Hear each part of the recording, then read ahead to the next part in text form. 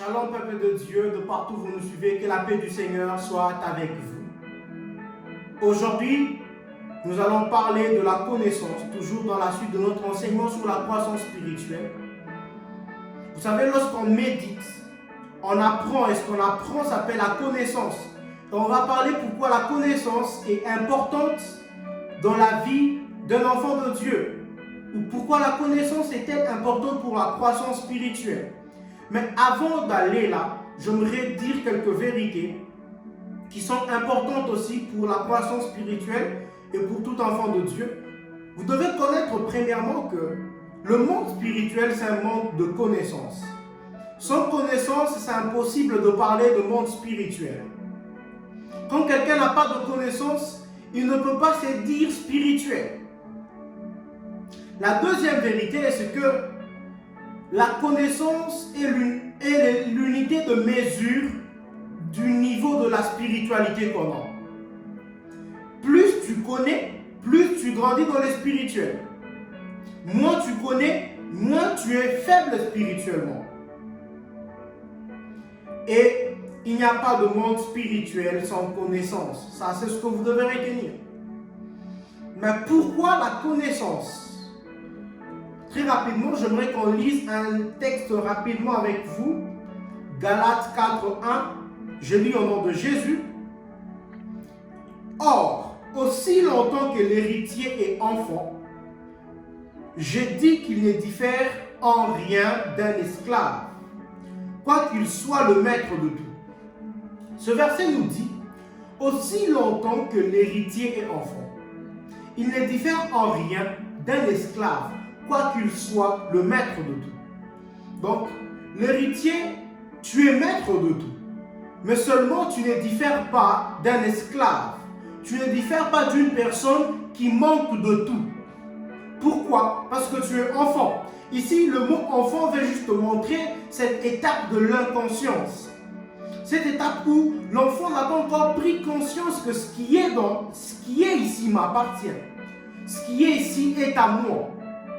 Et vous savez, la connaissance est importante premièrement. Pourquoi? Parce qu'elle nous donne la conscience de notre identité. Lorsque tu as la connaissance, tu prends conscience de qui tu es. Vous savez, lorsque une personne a conscience de qui il est, vous verrez dans la vie réelle. Lorsque une personne a conscience, peut-être qu'il est ministre, il ne peut pas laisser un policier l'arrêter en route. Pourquoi? Parce qu'il est conscient de qui il est. Et c'est de même spirituellement. Lorsque tu as la conscience de ton identité, de qui tu es, tu ne peux pas laisser le sorcier de ta famille jouer avec toi. La connaissance nous fait prendre conscience de notre identité en Christ. Et la connaissance nous fait aussi prendre conscience de nos droits. Beaucoup de gens aujourd'hui sont victimes de beaucoup de choses, d'injustices, parce qu'ils n'ont pas la connaissance de leurs droits. Et c'est là même dans la vie réelle, lorsque tu ne connais pas tes droits, on peut te piétiner, on peut abuser de toi. Mais lorsque tu connais tes droits, tu seras capable de te défendre et de jouir pleinement. Beaucoup de gens aujourd'hui se plaignent de ce qui leur arrive. Ce n'est pas la faute du diable, ce n'est pas aussi la faute d'un sorcier, c'est de ta faute. Parce que tu n'as pas la connaissance de tes droits. J'aimerais dire à une personne, entre parenthèses, si tu ne jouis pas de tes droits, une autre personne jouira à ta place. Et la connaissance te permet d'avoir conscience de tes droits. La Bible dit, mon peuple périt par manque de connaissance. Osée 4:6. Donc, le fait que le peuple de Dieu est en train de périr, ce n'était pas parce que Dieu les avait abandonnés, mais c'est parce qu'il manquait de connaissances. De fois, ce qui t'arrive, ce n'est pas parce que Dieu t'a abandonné. Ce n'est pas de la faute d'une personne ou d'un membre de ta famille ou d'un sorcier quelconque, ni même de lien de famille. Mais c'est parce que tu manques juste assez de connaissances. J'aimerais dire, la connaissance te donne le pouvoir. La connaissance te donne le pouvoir. Quand tu as la connaissance, tu as le pouvoir. Quand tu as la connaissance, tu élargis ton champ d'action. Et j'aimerais dire aussi que la connaissance, au-delà seulement de droits qu'on doit avoir, la connaissance nous donne aussi conscience de nos devoirs. Parce que vous savez, beaucoup de gens aujourd'hui, ils sont plus sur leurs droits, plus sur ce qu'ils méritent, mais ils oublient ce qu'ils doivent faire. Écoutez, lorsque tu n'as pas conscience de ce que tu dois faire, tu peux être frappé. Tu peux être victime aussi de certaines choses. Pourquoi? Parce que tu ne savais pas qu'ici, je devais faire ça. Deux fois, ce qui nous arrive, ce n'est pas seulement parce que le diable est méchant ou le diable nous poursuit, mais c'est parce que nous-mêmes, on a manqué à faire certaines choses. On ne sait pas faire certaines choses. On n'avait pas la connaissance, on n'avait pas la conscience de ce qu'on devait faire. J'aimerais dire à une personne, il y a de ces bénédictions qui viennent parce que Dieu t'est béni et Dieu t'aime. Mais il y a de ces bénédictions qui viendront que lorsque tu seras en train d'assumer tes fonctions dans l'œuvre de Dieu. Et la connaissance nous permet aussi de savoir nos devoirs. En tant qu'enfant de Dieu, qu'est-ce que je dois faire? En tant qu'enfant de Dieu, qu'est-ce que je dois faire pour ne pas tomber? En tant qu'enfant de Dieu, qu'est-ce que je dois faire pour être riche? En tant qu'enfant de Dieu, qu'est-ce que je dois faire? Parce que certaines choses, Dieu ne viendra pas le faire à ta place. Et la connaissance te permet d'avoir ta bénédiction. Quand tu as la connaissance, tu deviens une personne bénie. La richesse n'est pas le matériel.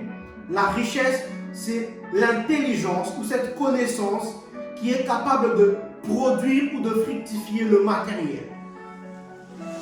Et j'aimerais nous proposer aussi un autre texte. Daniel 11, 32. Je lis au nom de Jésus.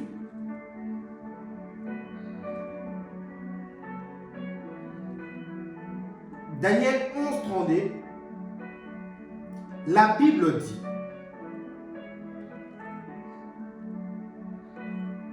il séduira par de flatteries le traître de l'alliance, mais ceux du peuple qui connaîtront leur Dieu agiront avec fermeté.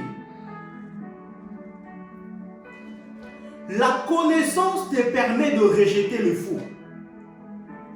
Vous savez, un enfant, si à l'école on a appris 1 plus 1 égale à 2, même si tu es son père ou peut-être sa mère, en faisant le devoir avec lui, tu le dis 1 plus 1 égale à 3, il va refuser ça. Pourquoi? Parce qu'il a la connaissance. Et directement, quand tu dis quelque chose qui ne cadre pas avec ce qu'il sait, automatiquement il rejette. Lorsque tu as la connaissance du Dieu que tu sers, ça sera impossible que tu sois séduit. Aujourd'hui, on est face à beaucoup de faux prophètes, on est face à beaucoup de pasteurs et beaucoup de magiciens qui se déguisent en pasteurs pour séduire le peuple de Dieu.